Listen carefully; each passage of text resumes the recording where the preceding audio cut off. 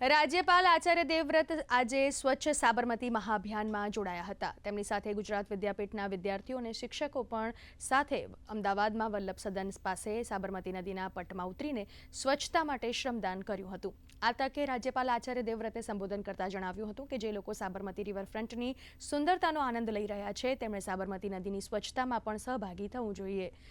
स्वच्छ साबरमती महाअभियान अंतर्गत अत्यार सुधीमां साबरमती नदीमांथी 408 मेट्रिक टन कचरो काढवामां आव्यो छे।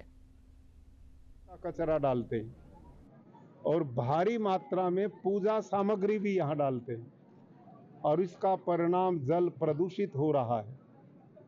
और यह रिवर फ्रंट जो हमारे लिए बहुत बड़ा सुख का आधार बनाया है, इसको पवित्र करना हम सब की जिम्मेदारी है।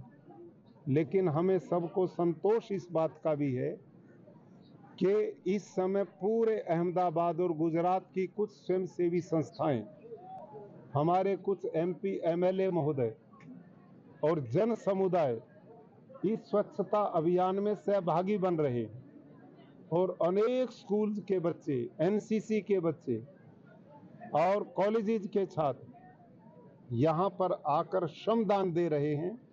ये हमारे लिए बहुत पॉजिटिव और अच्छा लक्षण दिखाई पड़ता है।